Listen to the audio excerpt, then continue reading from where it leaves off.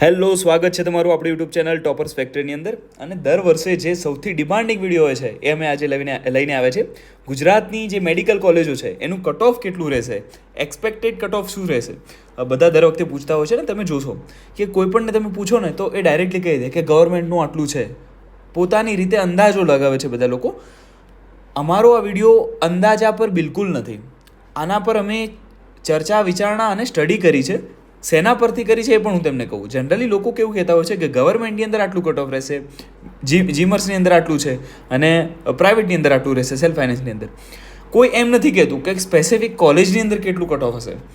કોઈ એમ નથી કહેતું કે SC, ST, OBC, general, EWS બધાનું અલગ અલગ હોય છે. તો એ નથી કહેતા. લોકો પોતાની રીતે ખાલી એક આંકડો કહી દે છે. તો એવું ન ચાલે. એના માટે આ વિડીયો છે.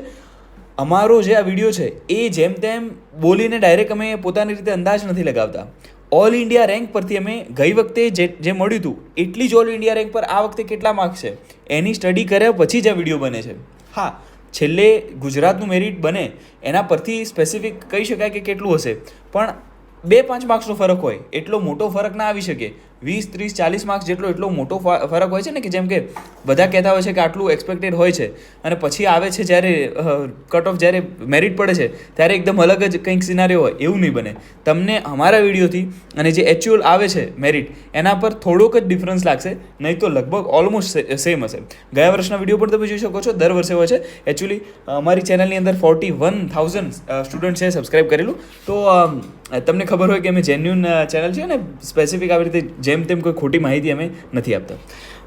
ઓકે, સૌથી પહેલાં હું તમને કહીશ સબસ્ક્રાઇબ કરી દો. સબસ્ક્રાઇબ કરવાથી થશે શું, હવે નેક્સ્ટ વિડીયો આવવાના છે જીમર્સ માટેના, પછી પ્રાઇવેટના, પછી આયુર્વેદા, હોમિયોપેથી, બધી જ જેટલી ફિલ્ડ છે બાયોલોજીને લગતી એના વિડીયોઝ આવશે. અને કટ ઓફ, એના મેરિટ, છેક સુધી એડમિશન પ્રોસેસ સુધી અમારી જે ચેનલ છે એની પર તમને વિડીયો મળતા રહેશે.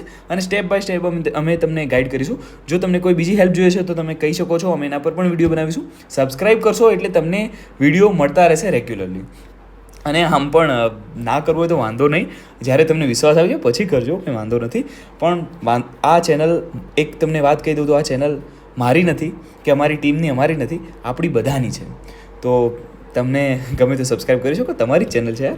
ઓકે, લાઇક કરવાથી શું થાય? લાઇક કરવાથી એક તો અમને લાગે કે હા, અમે આ જે વિડીયો બનાવી રહ્યા છીએ કેટેગરી સાચી છે, અમારી અંદર કોઈ ભૂલ નથી. અને જો તમને સજેશન લાગે છે તો તમે કમેન્ટ બોક્સની અંદર કહી શકો છો.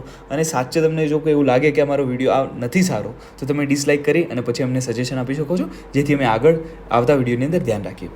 ઓકે, ફાઇનલી હવે આપણે સ્ટાર્ટ કરવા જઈ રહ્યા છીએ કેટલું કટ ઓફ હશે BJMCનું. ઓકે, BJMC અમદાવાદ સૌથી વધારે દર વર્ષે કટ ઓફ હોય છે. ગઈ વખતે 671 હતું, 671, 671, અને આ વખતે 697 હશે.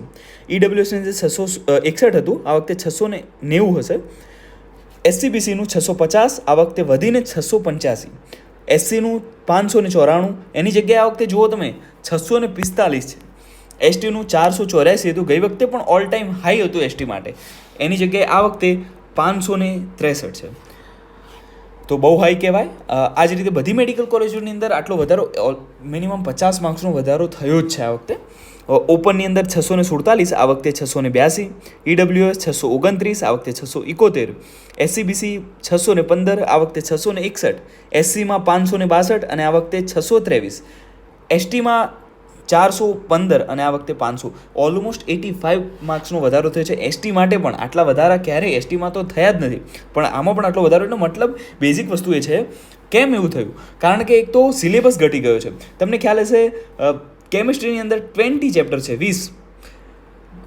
તમને ખબર હોય તો બાયોલોજીની અંદર જે NCERT હતી એની અંદર ચેપ્ટર તો 6 જ રિડ્યુસ થયા છે, પણ નાના ટોપિક કરીને લગભગ તમે NCERT અત્યારની જોશો તો ઘણી પટલી થઈ ગઈ છે. તો ઘણા બધા પેજીસ એની અંદરથી રિડ્યુસ કર્યા છે. એટલે રિડ્યુસ સિલેબસ છે. અને બીજું એક થોડું ગ્રેસ માર્ક ને પેપર લીક ને હાથે ઘણા બધા આ વખતે જો પાસા છે, ઘણા બધા છે. ઓકે, હવે છે government medical college Surat. Government medical college Surat છે, એની અંદર ઓપનની અંદર 632, પછી 671 છે આ વખતે. EWSમાં 622 હતું ગયા વર્ષે. આ ગ્રીનની અંદર જે છે 2023ના છે, અને આ વખતેના જે એક્સપેક્ટેડ છે એ ગ્રેડની અંદર છે. તો EWSમાં 665 અને SCBC જે છે ગઈ વખતે 604 હતું, આ વખતે 653 થઈ ગયું છે.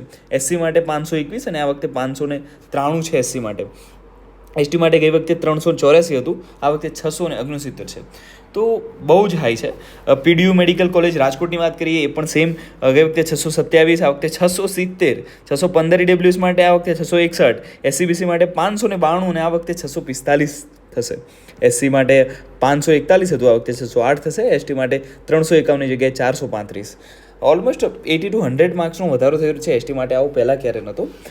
ઓપનની અંદર વાત કરીએ તો 615ની જગ્યાએ આ વખતે 661, ઈડબ્લ્યુએસમાં 609ની જગ્યાએ 657, એસસીબીસી માટે 593 હતું ગઈ વખતે, આ વખતે 645 હોઈ શકે છે. એસસી માટે 531 અને આ વખતે 681 માટે થશે. એસટી માટે 354 અને 437 જામનગરમાં એસટી માટે હશે.